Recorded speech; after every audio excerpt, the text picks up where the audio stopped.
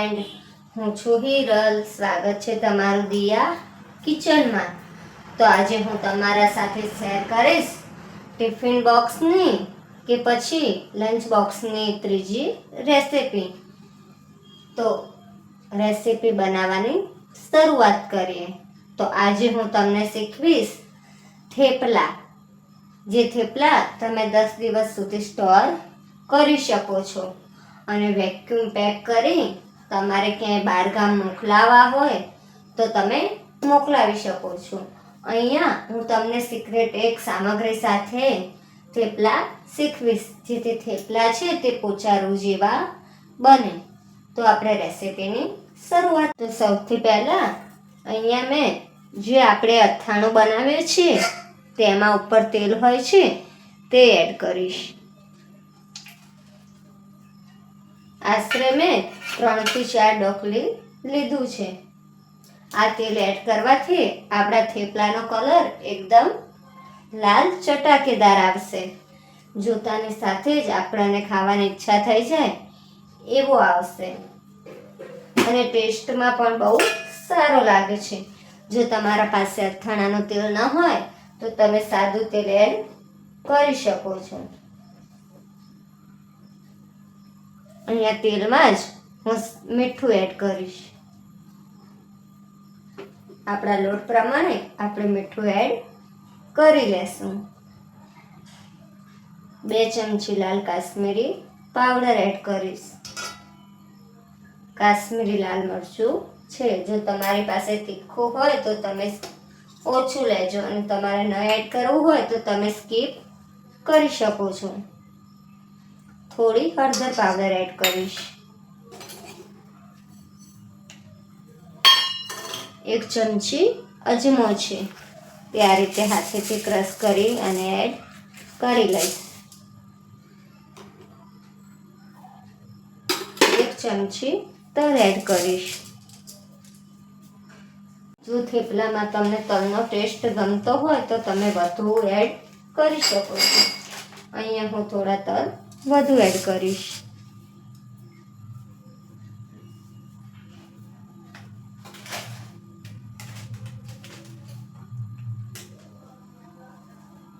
થોડું ધાણા જીરું એડ કરીશું.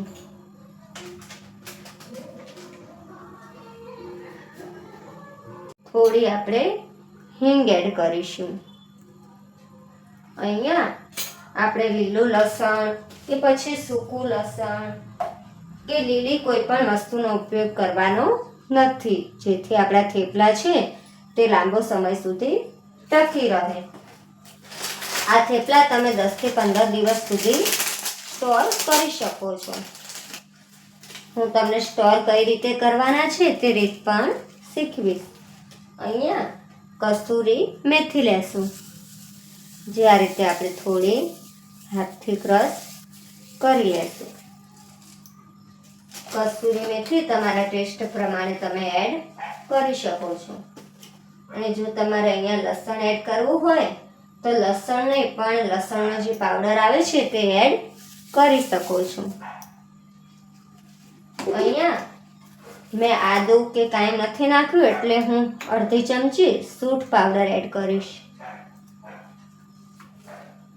અને ચમચીની મદદથી આપણે બધું બરાબર મિક્સ કરી લેશું.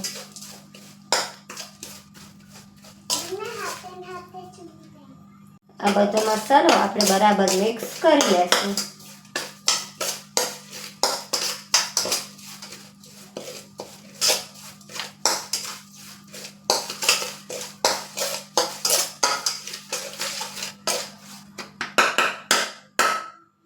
મિક્સ કરી અને હું અહીંયા 250 ગ્રામ જે ઘઉંનો લોટ છે તે એડ કરીશ. અહીંયા મેં લોટ છે તે ચાળીને લીધેલો છે.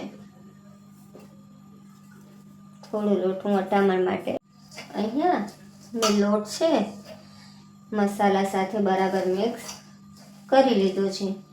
હવે હું તેમાં મેં કહ્યા પ્રમાણે એક સિક્રેટ સામગ્રી એડ કરીશ, જેથી આપણા થેપલા છે તે એકદમ પોચા રૂ જેવા બને અને 10 દિવસ સુધી આપણા થેપલા 10 કે 15 દિવસ સુધી ફ્રેશ રહે. તો અહીંયા હું 1 નાની ટીસ્પૂન બેકિંગ પાવડર એડ કરીશ.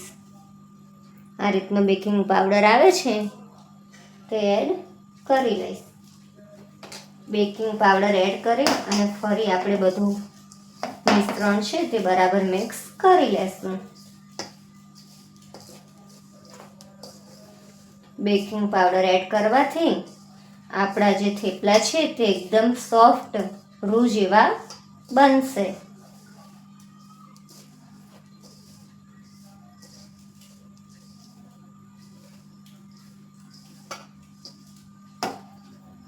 તમારે વધારે મરચું એડ કરવું હોય તો તમે કરી શકો છો ટેસ્ટ પ્રમાણે. હવે અહીંયા હું થોડો ગરમ મસાલો એડ કરીશ. ગરમ મસાલો એડ કરી અને આપણે બરાબર મિક્સ કરી લેશું. આપણે ટિફિન બોક્સ માટે બનાવતા હોઈએ અને જો બાળકો તીખું વધારે ન ખાતા હોય તો આપણે મરચાંનું પ્રમાણ પણ ઓછું કરવાનું અને ગરમ મસાલો પણ સ્કીપ કરવાનો. હવે અહીંયા આપણે થોડું થોડું પાણી એડ કરી અને લોટ બાંધી લેશું. ન બહુ કઠણ કે ન બહુ ઢીલો, મીડિયમ સાઈઝનો આપણે લોટ બાંધી લેશું.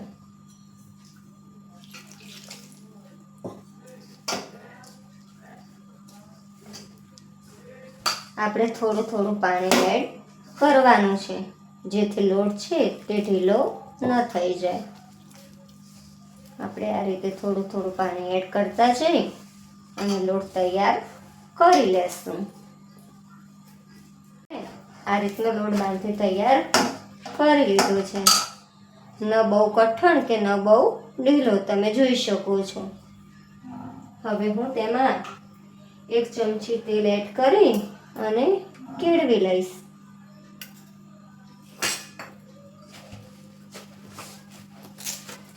જેટલો આપણે લોટ સ્મૂથ અને વધારે કેળવ્યો હશે તેટલા જ આપણા પોતાયા છે કે જેને આપણે થેપલા કહીએ છીએ તે સોફ્ટ બનશે. તો અહીંયા આપણે લોટ છે તે બરાબર કેળવી લેશું. લોટ કેળવાઈ ગયો છે. હવે તેને હું ઢાંકી અને 10 મિનિટનો રેસ્ટ આપીશ તેથી લોટ છે તે બરાબર પોચો પડી જાય. તો અહીંયા 10 મિનિટ થઈ ગઈ છે અને આપણો લોટ પણ બરાબર સેટ થઈ ગયો છે. હવે આપણે નાના નાના લુવા કરી લેશું અને અહીંયા આપણે અટામણ માટે ઘઉંનો લોટ લેવાનો નથી, ચોખાનો લોટ આવે છે તેનો ઉપયોગ કરવાનો છે. આપણે જો થેપલું વણવા ઘઉંના લોટનું અટામણ લેશું તો તે બનશે ત્યારે ગરમ હશે ત્યારે તો સોફ્ટ લાગશે, પણ ઠંડા પડશે અને પાછળથી જ્યારે પણ આપણે ખાશું ત્યારે તે એકદમ કડક લાગશે અને ચવડ લાગશે. જો આપણે અહીંયા ચોખાનો લોટ ઉપયોગ કરીશું અટામણમાં તો થેપલા છે તે 10 દિવસ સુધી તમે જ્યારે પણ ખાશો ત્યારે પોચા રૂ જેવા જ સોફ્ટ લાગશે. અને બીજું કે આપણે અહીંયા થેપલા બનાવવા નોનસ્ટિક તવીનો ઉપયોગ કરવાનો નથી. જે લોખંડની આ રીતની તવી એટલે કે લોઢી આવે છે તેનો ઉપયોગ કરીશું. નોનસ્ટિક તવીમાં અત્યારે જ્યારે થેપલા બનાવીશું ત્યારે તે ગોલ્ડન બ્રાઉન થઈ જશે અને અત્યારે ગરમ ખાશું તો સોફ્ટ લાગશે, પણ આ થેપલા આપણે સ્ટોર કરવાના હોવાથી પછી પાછળથી ખાશું ત્યારે તે એકદમ ચવડ લાગશે. એટલે અહીંયા આપણે લોઢીમાં જ થેપલા બનાવીશું જેથી લોઢીના ગુણધર્મ પણ આપણા થેપલાને મળે અને આપણા થેપલામાં થોડું વધુ આયર્ન એડ થાય. તો આ રીતે તમે બનાવી અને સ્ટોર કરી અને બાળકોને ટિફિન બોક્સમાં પણ આપી શકો છો. આ રીતે જો તમે આગલા દિવસે લોટ બાંધીને રાખો તો સવારમાં તમે ફટાફટ બાળકોને થેપલા બનાવીને આપી શકો છો. તો આપણે નાના નાના લોવા તૈયાર કરી લેશું. તો અહીંયા આપણે ગેસ ચાલુ કરી લેશું અને લોટી છે તે તપવા રાખી લેશું. અને બીજી બાજુ આ રીતે આપણે થેપલું પણ વણી લેશું. આપણે ચોખાનું અટામણ લેશું, તેથી થેપલું છે તે એકદમ પતલું પણ બનશે અને પછીથી ચવડ પણ નહીં થઈ જાય.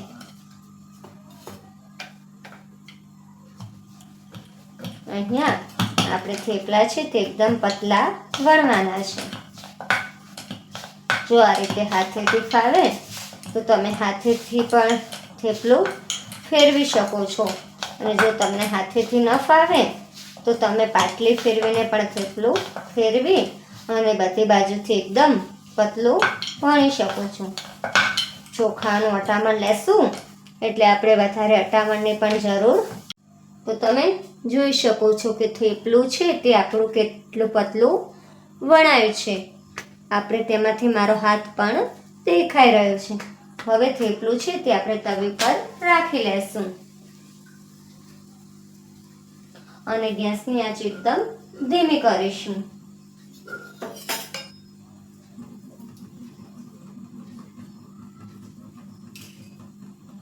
આ રીતે આપણે થોડું થોડું તેલ એડ કરી લેશું. જો તમે ઘીમાં બનાવવા હોય તો તમે ઘી પણ એડ કરી શકો છો. આ રીતે તાવીથાની મદદથી કે પછી તમે બ્રશની મદદથી પણ તેલ લગાવી શકો છો. મેં અહીંયા તમને પહેલા તાવીથાની મદદથી લગાવીને બતાવ્યું. અને આ રીતે આપણે બીજું પણ થેપલું વણી લેશું.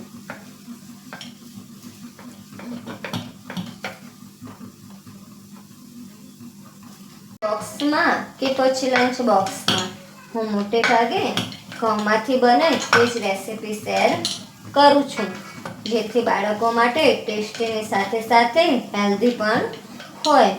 હું બને તેટલી મેંદાની જે રેસીપી હોય છે તે અવોઇડ કરું છું, કારણ કે આપણે પહેલાં તો ટેસ્ટ સાથે સાથે બાળકની હેલ્થનો પણ ખ્યાલ રાખવો પડશે. આ રીતે આપણે થેપલું છે તે બંને બાજુથી શેકી લેવાનું છે.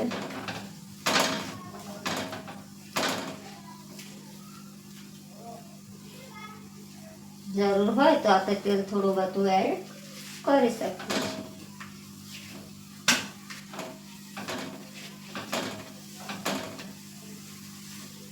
આ રીતે દબાવી અને આપણે ચારે બાજુથી સરખું શેકી લેશું.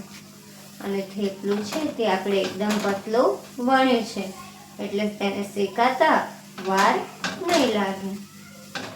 તે માત્ર 2 થી 3 મિનિટમાં આપણું થેપલું શેકાઈ જશે. જેટલું તમે પતલું વણશો એટલું શેકાતા વાર નહીં લાગે. થેપલું આપણું તૈયાર છે. તો આ રીતે આપણે બધા થેપલા બનાવી લેશું. અને થેપલું બનાવી અને આપણે તરત થાળીમાં મૂકવાનું નથી. આ રીતનું કોઈ પણ વાસણ હોય કે કોઈ ટ્રે હોય, જો કાંઈ પણ તમારી પાસે ન હોય તો આપણે લોટ ચાળવાનો જે ચાયણા હોય તેના પર આ રીતે રાખવાનું છે. કારણ કે જો આપણે બધા થેપલા સાથે રાખીશું તો વચ્ચે પાણી વળશે અને પાણીના લીધે થેપલા છે તે બગડવાની શક્યતાઓ રહે છે. એટલે આપણે થેપલા બનાવી અને આ રીતે મૂકતા જશું. તમારી પાસે આ રીતની ટ્રે ન હોય તો તમે જે આપણે ઘઉં ચાળવાનો ચાયણો આવે છે તે ઊંધો કરી અને તેના પર પણ મૂકી શકો છો.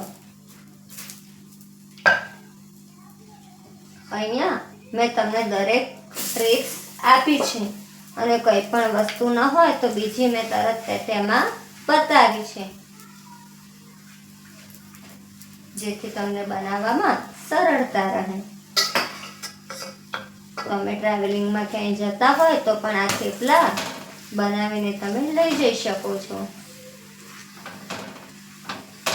જેથી આપણે બહારનું જંક ફૂડ છે તે વધુ ન ખાવું પડે.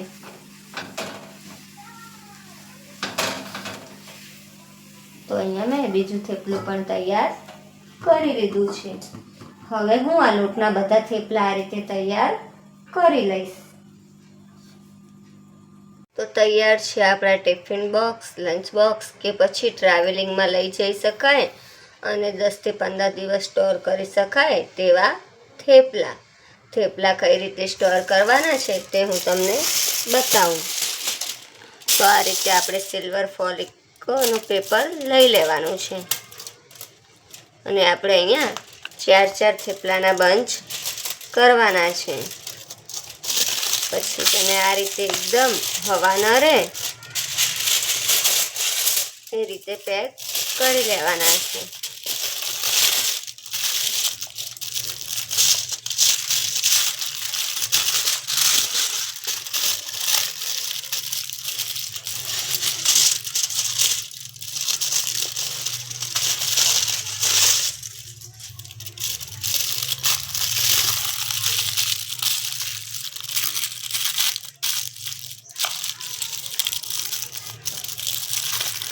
આપણે કિનારી પણ વાળી લેવાની છે જેથી તેમાં બિલકુલ પણ હવા ન રહે.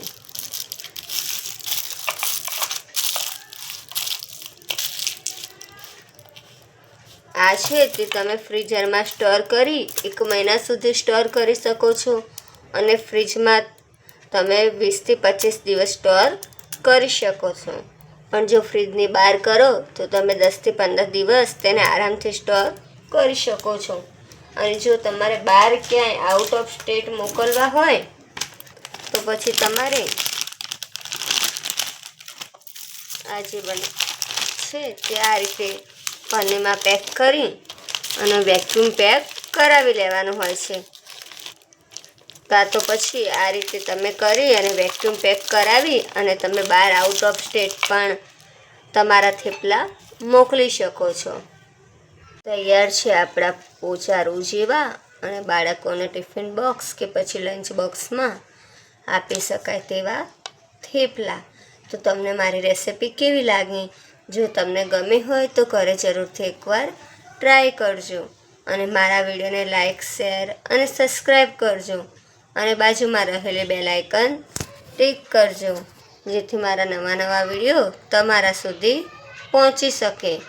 તો આપણે બાળકને આચાર કે પછી કેચઅપ સાથે સર્વ કરી શકીએ છીએ અને લંચ બોક્સમાં પણ આપી શકીએ છીએ. તો મળીશું ટિફિન બોક્સની એક નવી રેસિપી સાથે. ત્યાં સુધી બાય બાય. Thank you.